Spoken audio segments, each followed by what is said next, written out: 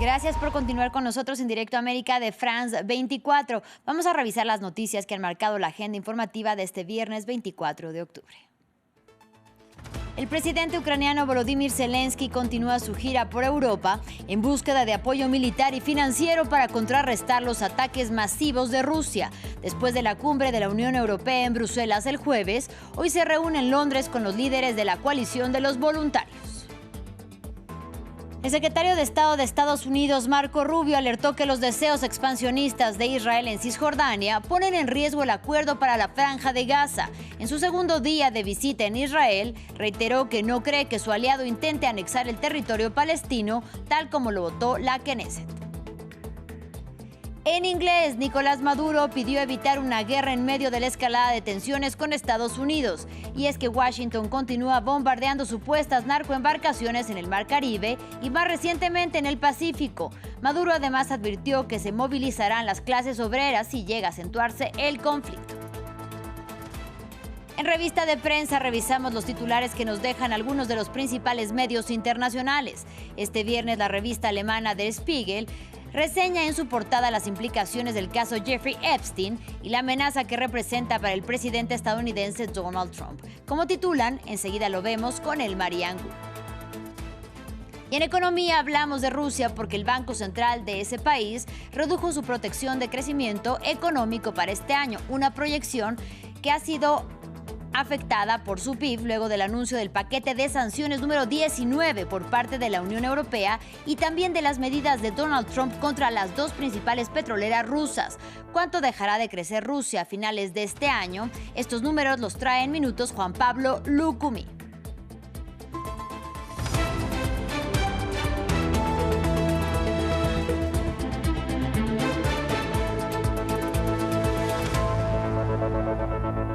Iniciamos en Reino Unido. Volodymyr Zelensky continúa en Londres su gira por Europa en búsqueda de apoyo militar y también financiero para contrarrestar los ataques masivos de Rusia y concretar así un alto el fuego previo a negociaciones de paz. Está reunido con el primer ministro británico Keir Starmer antes de otra reunión con los miembros de la coalición de los voluntarios. Los encuentros ocurren después de que este jueves en Bruselas líderes europeos acordaran con el mandatario ucraniano satisfacer las necesidades financieras y militares urgentes de Ucrania para combatir a Rusia, aunque no dieron luz verde al uso de los activos rusos congelados para otorgar préstamos a Kiev. Ampliamos a continuación. ¿Puede la Unión Europea utilizar miles de millones de euros de activos rusos congelados para financiar un préstamo masivo sin intereses para Ucrania? La pregunta fue el centro de los debates cuando los líderes europeos se reunieron con Volodymyr Zelensky en Bruselas el jueves. Pero tras horas de acalorados debates sin llegar a una respuesta clara, la pelota volvió a la Comisión Europea. Los debates técnicos de hoy no han sido suficientes para responder plenamente a estas preguntas, pero se ha encargado a la Comisión que trabaje en un acuerdo definitivo para diciembre. Poco después de la invasión de Ucrania por parte de Moscú, la Unión Europea congeló más de 200.000 millones de euros de activos del Banco Central ruso, la gran mayoría de los cuales se encuentran en un depósito con sede en Bélgica, pero Bruselas teme que la incautación de los activos pueda dar lugar a impugnaciones legales por parte de Rusia. Por lo tanto, se ha mostrado reacia a respaldar cualquier medida en ese sentido y afirma que quiere garantías de que todos los Estados miembros compartirán las posibles responsabilidades. Si se quiere hacer esto, tendremos que hacerlo todos juntos. Queremos garantías de que si hay que devolver el dinero, todos los Estados miembros contribuirán, ya que las consecuencias no pueden recaer solo sobre Bélgica. La Comisión Europea ha presentado un complejo plan que, según afirma, permitiría a Ucrania pedir prestados los fondos sin tocar los activos soberanos rusos. Ahora tiene hasta diciembre para desarrollar completamente la propuesta y presentarla a los 27 líderes del bloque. Mientras tanto, en el terreno, Rusia continúa sus ataques contra Ucrania. Este viernes, un bombardeo ruso en Jersón mató a al menos 3 personas y lesionó a 22 más. Según las autoridades locales, el ataque impactó a edificios civiles. Ucrania indicó que interceptó a 72 de los 128 drones lanzados por Rusia contra su territorio durante la noche. En más información, los irlandeses acuden a las urnas. Eligen este viernes entre dos mujeres para designar a su próxima presidenta. Se trata de la izquierdista Catherine Connolly y la demócrata cristiana Heather Humphrey. Entre ellas está la sucesora de Michael Higgins, que ocupa el cargo desde el 2011. Según la más reciente encuesta, Connolly, candidata del bloque progresista de la Cámara Baja, se perfilaría como la favorita. Analistas temen que el porcentaje de votación de la población irlandesa sea significativamente bajo en esta ocasión. Ahora hablamos del frágil alto el fuego en la Franja de Gaza y la creciente preocupación de que el acuerdo logrado por la administración Trump se rompa. El secretario de Estado de Estados Unidos, Marco Rubio, alertó nuevamente este viernes que los deseos expansionistas de Israel ponen en riesgo el acuerdo sobre Gaza. De visita en Israel para supervisar su implementación, además dijo que no cree que su aliado intente anexar Cisjordania, tal como lo votó el Parlamento israelí el miércoles. Desde Washington, el propio presidente estadounidense Donald Trump, recordemos que llamó a la calma, asegurando, abro comillas, que Israel no va a hacer nada con Cisjordania. Cierro. Aquí los detalles. Los estadounidenses omnipresentes junto a su aliado israelí. Tras el vicepresidente J.D. Vance, Marco Rubio, el jefe de la diplomacia, sigue su visita en Israel con el objetivo de preservar el frágil alto al fuego entre Israel y Hamás tras 2 años de guerra. Este viernes se refirió a la votación en la Knesset para anexar Cisjordania. Basta decir que no creemos que vaya a suceder, y lo que es más importante desde el punto de vista legislativo no está estructurado de una manera que pueda ocurrir. A miles de kilómetros de distancia, Donald Trump también intentó tranquilizar. Cisjordania, no se preocupen por Cisjordania. Israel no va a hacer nada con Cisjordania, ¿de acuerdo? Esto en referencia a la aprobación el miércoles por parte del Parlamento israelí de 2 proyectos de ley destinados a anexionar Cisjordania, territorio que lo ocupan desde 1967. En un comunicado, una quincena de países árabes han condenado a esta opción. El jueves en Israel, J.D. Vance también la criticó. Fue un golpe político muy estúpido y lo tomo personalmente como un insulto. Porque para Washington estos proyectos podrían debilitar el acuerdo de paz actualmente en vigor. Según el Jerusalem Post, Benjamin Netanyahu habría intentado aplazar el debate del texto sin éxito. La votación de la Knesset sobre la anexión fue una provocación política deliberada de la oposición para sembrar la discordia durante la visita del vicepresidente J.D. Vance a Israel.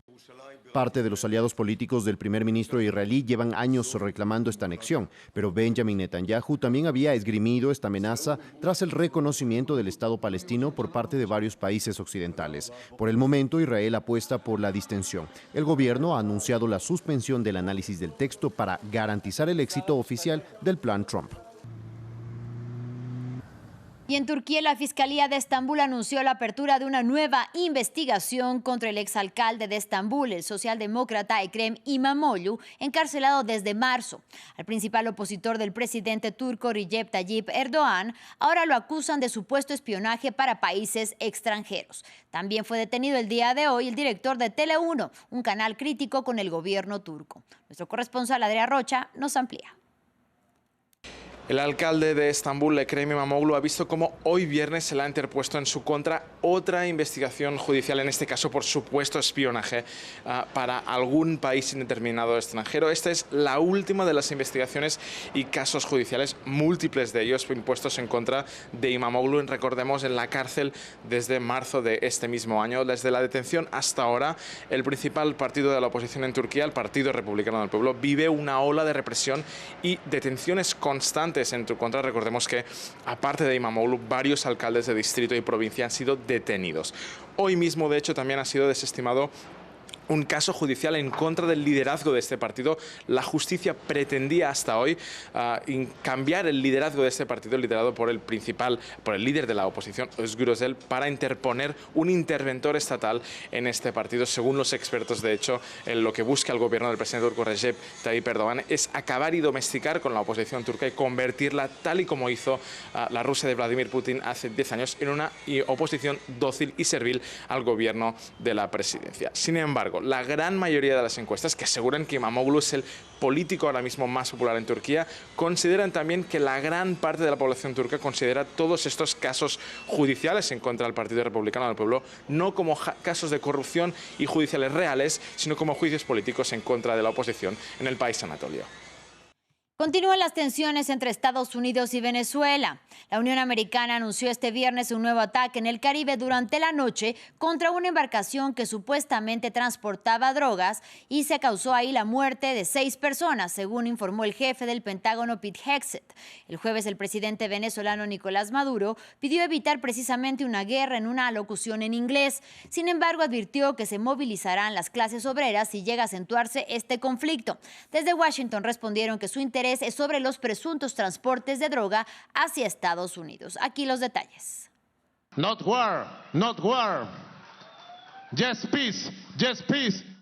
En una rara intervención en inglés, Nicolás Maduro lanzó un apasionado llamamiento de paz a los Estados Unidos. Pero el presidente venezolano también amenazó con ordenar una insurrección armada a nivel nacional si Washington intentaba alguna vez una intervención militar. Aquí está el mayor escudo que tiene el país. La clase obrera. La orden está dada. Si se atrevieran y verían el desfile de millones de hombres y mujeres con fusiles. Los comentarios se produjeron en medio de las crecientes tensiones entre Washington y varios países sudamericanos, tras una serie de ataques aéreos estadounidenses contra buques de guerra sospechosos de contrabando de cocaína. Los ataques forman parte de la última cruzada de Trump contra los cárteles de la droga, que su administración ha designado oficialmente como organizaciones terroristas. Trump ha justificado los ataques, que han causado la muerte de decenas de personas, diciendo que los traficantes eran combatientes ilegales, y recientemente amenazó con atacar objetivos terrestres en Venezuela. Así que ahora están entrando por tierra e incluso la tierra está preocupada porque les dije que eso sería lo siguiente. Ya sabes, la tierra será lo siguiente. ¿Por qué no pedir simplemente una declaración de guerra? Bueno, yo no creo que vayamos necesariamente a pedir una declaración de guerra. Creo que simplemente vamos a matar a la gente que está trayendo drogas a nuestro país, ¿ok? Hasta ahora, Trump ha ordenado los ataques sin la aprobación del Congreso, lo que ha despertado la preocupación de los legisladores demócratas y republicanos. Los ataques también han suscitado la condena internacional. El jueves, el presidente de Colombia acusó a Estados Unidos de llevar a cabo ejecuciones extrajudiciales en violación del derecho internacional. En información deportiva, un escándalo ensombrece el inicio de la nueva temporada de la NBA, la famosa liga estadounidense de baloncesto. Una investigación del FBI llevada a cabo durante años sobre fraudes de juegos de azar en 11 estados de Estados Unidos ha llevado al arresto de 34 personas y entre ellas jugadores y un famoso entrenador por partidos de póker amañados y apuestas en línea. Este caso también involucra a varias familias que estarían vinculadas a la mafia. Mesas con rayos X, gafas capaces de leer a través de las cartas o máquinas trucadas para barajar los naipes. Tecnologías de punta utilizadas para amañar partidas de póker en Estados Unidos. Así lo revela una investigación del FBI que el jueves condujo al arresto de unas 30 personas relacionadas con el mundo del baloncesto y la mafia. Estos acusados, entre los que se encuentran antiguos atletas profesionales, utilizaron técnicas de trampa de última generación para robar millones de dólares a sus víctimas en partidas de póker clandestinas amañadas. Estas partidas, organizadas en la región de Nueva York, contaban con el apoyo de las familias criminales de Bonanno, Gambino y Genovese de Cosa Nostra. Entre los acusados se encuentra el 5 veces All-Star Chauncey Billups, entrenador del equipo de Portland y MVP de las finales de la NBA en 2004. Es sospechoso de haber participado en colaboración con Cosa Nostra en el sistema de amaño de partidas de póker que estafó al menos $7 millones a jugadores desprevenidos. Liberado bajo fianza, Billups guardó silencio a su salida del tribunal. Su abogado niega su implicación. Creer que Chauncey Billups hizo lo que le acusa el gobierno federal es creer que arriesgaría su legado, su reputación y su libertad. No pondría nada en peligro por nada, y mucho menos por una partida de cartas. En un caso aparte, también sacado a la luz por una investigación del FBI, Terry Rozier, jugador de los Miami Heat, está acusado de haber contribuido a un sistema de apuestas deportivas amañadas basado en información confidencial sobre los jugadores. Ambos hombres han sido suspendidos de inmediato por la NBA. El FBI estima que los daños ascienden a decenas de millones de dólares. Es momento de nuestra revista de prensa. Y para revisar los titulares que nos dejan algunos de los mayores medios internacionales, me acompaña ya en el estudio El María Angulo. Bienvenida, él. Buen viernes para ti, Elena. Igualmente, ya, finalmente. Ah, sí, finalmente. Bueno, pues vamos a iniciar con la portada que nos deja hoy la revista alemana Der Spiegel. Si no Der Spiegel. en la figura del presidente estadounidense Donald Trump junto a Jeffrey Epstein. Así es, como bien lo indicas en la portada que nos presenta esta revista de origen alemán Der Spiegel, titula La maldición de Epstein. Nos presenta esta foto que quizá, Elena, se ha convertido en una de las más icónicas de la relación entre el líder republicano Donald Trump y el fallecido Jeffrey Epstein, que fue tomada en Palm Beach en el año 2000. Ahí los vemos junto a sus parejas, en la que es quizá una de las materias documental sobre el caso más publicada por los medios internacionales de comunicación. Lo que reseña esta revista es que a quien describe como un delincuente sexual fallecido representa todavía una amenaza para Donald Trump más allá de la muerte. Describe a Epstein como una especie de virus para la campaña diplomática y política del líder republicano. Indica que la realidad a veces es más flagrante que las teorías conspirativas y que este caso de alguna manera lo demuestra. Destaca que incluso partidarios de Donald Trump lo han instado a que publique los archivos en referencia al caso, e indica que el nombre de Jeffrey Epstein se ha convertido en un símbolo de que para todos nos rigen las mismas reglas. Dice que es más que un hombre, que lleva más de media década muerto, pero que parece inquietantemente más vivo que nunca. Dice que durante más de 20 años los crímenes de carácter sexual de Epstein han preocupado al sistema judicial estadounidense y con él al panorama político nacional, y que su caso muestra que la riqueza y la influencia parecen ser independientes en el territorio estadounidense y que quienes las ejercen pueden eludir las leyes y las regulaciones. Lo que reseña esta revista alemana es que casi todo Estados Unidos coincide en la percepción de tener una exigencia para que Trump publique los archivos sobre este caso. Recuerda que en el pasado mes de junio Donald Trump demandó al diario estadounidense Wall Street Journal por daños y perjuicios luego de que este medio publicara un reportaje sobre el caso. En su momento lo que Trump alegó fue tergiversación, difamación y calumnia. El medio reseña la situación, Elena, de esta manera. Dice: cuando Trump insulta a alguien, demanda. Y si quiere intimidar a alguien, también lo hace. ¿Por qué? Porque describe el ataque como el mecanismo de defensa de Donald Trump. Indica, de hecho, el medio que el caso Epstein comprende la que describe como una pirámide de abusos, no solo de corte sexual. Y se pregunta por qué, en efecto, se habría suicidado Epstein, citando lo ocurrido el 10 de agosto del año 2019, cuando el personaje de 66 años fue declarado muerto exactamente 5 semanas después del arresto. Concluye de esta manera: tarde o temprano la verdad sale a la luz de cualquier manera. Bueno, y recordar que una de las personas que fueron precisamente abusadas en esta red de Jeffrey Epstein se suicidó hace cuestión de meses. Así es, el caso sigue latente, así que seguiremos qué pasa. Claro que sí. Bueno, y cambiando de tema, vamos a seguir con medios como The Morgen, TASS, pero también The Guardian, que ellos abordan cuál podría ser el impacto para Rusia de las recientes sanciones anunciadas por la Unión Europea, pero también por Estados Unidos. Así es, él era la portada del diario The Morgen. Abre hoy con esta imagen que nos muestra a soldados rusos y titula: Rusia cada vez bajo más presión. Lo que nos dice el medio es que mientras la Unión Europea está en su 19º paquete de sanciones en contra de las autoridades rusas, Donald Trump está apretando las tuercas económicas a Putin por primera vez. El diario de origen belga se cuestiona también cuánto afectará realmente esta medida a Rusia. Vemos cómo el diario de origen estadounidense New York Times retoma con la misma noticia y titula: negándose a ceder ante Rusia. En portada, al contrario de lo que nos presenta The Morgen, reseña fotos de soldados también, pero no rusos, sino ucranianos. El medio dice que la persistencia de Europa en el apoyo a Ucrania estaría dando sus primeros frutos. Indica que los líderes europeos quieren ampliar las sanciones del presidente Trump a Rusia con nuevos compromisos de apoyo financiero y militar a Kiev. Vemos también como el diario de origen alemán TASS retoma el mismo tema y titula con una pregunta que es: ¿se está derrumbando Rusia ahora? El medio reseña que el presidente de Estados Unidos ya no quiere el petróleo de Rosneft ni de Lukoil y se pregunta qué significa esto para Rusia y quiénes tendrían estarían ahora en las sobre la manga. Dice que como Vladimir Putin simplemente no cumple, el presidente estadounidense Donald Trump, después de meses que describe como de vacilación, ha impuesto duras sanciones, esto en un contexto en el que Rosneft es el mayor productor de petróleo del mundo después de la firma saudita Aramco. Se pregunta también cómo aplicarían estas sanciones en efecto para Rusia y vemos también cómo el medio británico The Guardian titula: Putin dice que nunca se doblegará ante Estados Unidos, pero admite que las sanciones en efecto pueden causar algunas pérdidas económicas. El medio reseña que es probable que China e India reduzcan las importaciones de petróleo de origen ruso.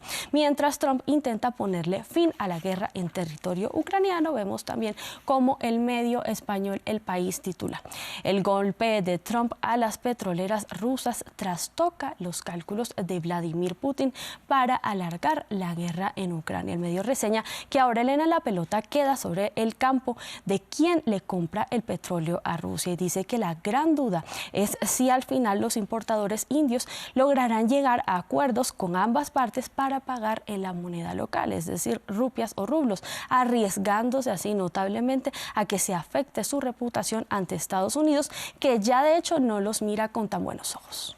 Bueno, Eli, vamos a finalizar hablando de lo que llevan portadas como The Daily Telegraph acerca del encuentro entre el rey Carlos III y el Papa León XIV. Así es, como vemos, estos tres medios abren con fotografías muy similares. La que nos ofrece The Daily Telegraph en su portada titula: el rey Carlos III y el Papa León XIV unen 500 años de división en un solo amén. Abre con esta portada y en su cara interna también reseña que se trata de la primera vez en siglos que los líderes de la Iglesia Católica y Anglicana rezaron juntos por primera vez en lo que es catalogado como una muestra pública de unidad. Destaca que casi 5 siglos después de que el rey Enrique VIII de Inglaterra rompiera relaciones con la Iglesia Católica para poder divorciarse y en efecto casarse de nuevo, esto marca un nuevo hito en la relación entre ambos líderes. Vemos también la portada de The Times que titula más editorialmente, dice: amigos fieles. Nos muestra también una foto de ambos personajes y reseña que el servicio en el que se dio a cabo este encuentro se celebró en la misma cámara en la que León XIV fue elegido recientemente como el máximo jerarca de la Iglesia Católica. Y cerramos esta revista de prensa, Elena, con lo que nos ofrece el medio de Escocia, The Scotsman, que titula Oremos. Hace también una atribución mucho más editorial y dice que la reunión fue una especie de signo de la notable mejora de las relaciones. Muchísimas gracias, Elmaría Angulo, por la información. A ti, Elena, por recibirme. Nos vemos la próxima semana. Claro que sí, hasta la próxima. Feliz fin de semana. Así es.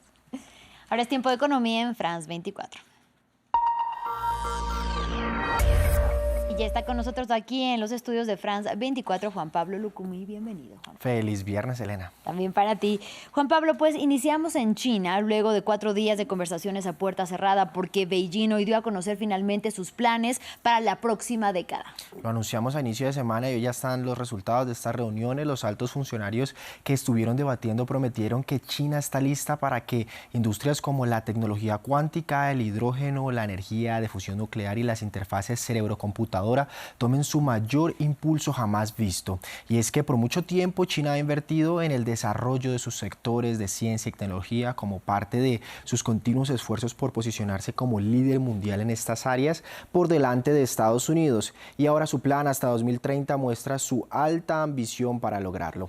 Pero esta información no solo se queda en las altas esferas en el gobierno. En las calles de Beijing esperan que el crecimiento de China se consolide como prometen, y este fue el comentario de uno de los ciudadanos a la agencia AFP. Dijo, cito: durante la primera revolución industrial China se quedó atrás, pero esta vez con campos de alta tecnología como la inteligencia artificial es diferente. Espero que China se convierta en un líder de este sector. Esta es una opinión de uno de los ciudadanos de Beijing, como decíamos, pero también veamos el comportamiento en bolsa, porque los índices del territorio semiautónomo de Hong Kong y el de la capital económica Shanghai tuvieron ganancias espejo, subieron 0,7% al cierre de este viernes, luego de conocer los planes chinos para el próximo quinquenio. Elena, también le pedimos a nuestro corresponsal de la capital china que profundice sobre esta noticia y este fue el informe que nos envió. China está en una fase de desarrollo donde existen oportunidades estratégicas, pero también riesgos y retos en un cuadro de crecientes incertidumbres. Ese es el diagnóstico que ha fijado hoy el Comité Central del Partido Comunista de China, liderado por el presidente Xi Jinping, después de 4 días de reuniones a puerta cerrada en Beijing. De ahí han salido las líneas maestras para el plan quinquenal que cubrirá lo que queda de década. Y ante esas incertidumbres surge potenciar la producción y el consumo internos para aligerar la dependencia del exterior. No menciona el documento final en sus 4.500 palabras a Estados Unidos, pero la actual guerra comercial influye en muchas de las directrices. Por ejemplo, la autosuficiencia tecnológica y el desarrollo de campos como la inteligencia artificial, los semiconductores, la fusión nuclear o la carrera aeroespacial, es decir, aquello que Xi acuñó como nuevas fuerzas productivas de calidad. Alude también el documento a los puntos débiles. Habla de la sobreproducción que en sectores como el automovilístico ha llevado a sus fabricantes a una guerra de precios que está jibarizando sus beneficios y alimentando la deflación. Y menciona la que probablemente es la mayor amenaza económica a medio y largo plazo. Es el envejecimiento demográfico que recortará la mano de obra y someterá la tesorería pública a fuertes tensiones. Quiere el partido estimular los nacimientos con educación más accesible y a la vez mejorar el cuidado de los ancianos. Enfatiza también el partido la relevancia del autoconsumo que, a pesar de lo planeado, sigue aún muy por detrás de las exportaciones como motor económico. Construir un mercado doméstico robusto y acelerar el nuevo modelo de desarrollo, dice el documento. El problema que se arrastra desde la pandemia es que ese clima de incertidumbre y el paro juvenil desaconsejan el gasto ciudadano por más estímulos que encadene el gobierno. Es, en definitiva, una receta continuista, como no podía ser de otra forma, porque no espera China grandes cambios en el complejo contexto internacional. Bien, nuestro corresponsal Adrián Foncillas habló de los desafíos por la guerra comercial con Estados Unidos y justamente ambas partes anunciaron una quinta ronda de negociaciones que se espera se desarrolle en Malasia luego de haberse sentado a hablar en Ginebra, Estocolmo, Londres, Madrid y sin ningún acuerdo. Vamos a ver si ya yéndose a Asia pues pueden llegar a un acuerdo. Ya, Juan Pablo, nos vamos a quedar en la esfera asiática para hablar sobre Rusia y sus proyecciones de crecimiento para este año. Elena, Moscú modificó sus previsiones de crecimiento luego del anuncio del paquete número 19 de sanciones de la Unión Europea. El Banco Central ruso redujo este viernes las previsiones de crecimiento de PIB a entre 0,5% y 1% después de las sanciones. Hay que decir que pues, ha crecido, las proyecciones de los años pasados eran de un 4,1%. Hasta hoy las estimaciones de crecimiento interanual eran de un 1 y 2% para 2025, según publicó este informe, pues este organismo como tal. Ahora vamos a pasar del país euroasiático al viejo continente, porque ayer el presidente de Francia, Emmanuel Macron, reavivó de alguna forma la conversación sobre el acuerdo comercial entre el Mercosur y la Unión Europea. El mandatario dijo que los europeos están dando pasos hacia adelante en la dirección correcta en este acuerdo comercial con el bloque sudamericano Mercosur. Recordemos que en todas estas discusiones Francia se ha opuesto contundentemente a este acuerdo, pero ahora se muestra positiva por una cláusula que protegería los productos locales de los 27 países europeos. Así lo dijo. Contamos con cláusulas de salvaguardia, controles aduaneros reforzados, apoyo a la ganadería y numerosas medidas complementarias. En este ámbito también se están implementando mejores controles sobre los productos sanitarios y fitosanitarios que entran en nuestro territorio. Por lo tanto, estamos a la espera de que se complete todo esto y también de que se notifique a los países del Mercosur estas medidas de salvaguardia y los acuerdos complementarios esenciales que solicitamos para mejorar el acuerdo. Ese comentario del presidente francés fue ayer, pero parece tener eco hoy en los mercados. El indicador de París opera en negativo hasta ahora, al igual que el principal índice de Madrid. Frankfurt se salva de las pérdidas. Ahora vamos a revisar entonces los indicadores de la Bolsa de Nueva York. Wall Street está a pocos minutos de su apertura y los tres principales indicadores suben levemente luego de que se conociera el dato de inflación de Estados Unidos para el mes de septiembre. Pese a que los precios subieron 3% anual en el noveno mes del año, o sea, una décima más que en agosto, el mercado esperaba un aumento mayor de los precios en torno a un 3,1%. Con un dato menor de lo esperado, por eso las acciones suben levemente, pero eso no le resta que este dato de septiembre es el más alto alto que registra la primera economía del mundo desde enero y se aleja ya un punto completo desde el 2% anual objetivo de la Reserva Federal de Estados Unidos. Muchísimas gracias, Juan Pablo Lucumí, por la información económica, más la siguiente semana. Aquí estaremos la siguiente semana. Claro que sí, gracias. Hasta la próxima. Y gracias a ustedes por su compañía. En breve, más información aquí en France 24. No se vayan. No se...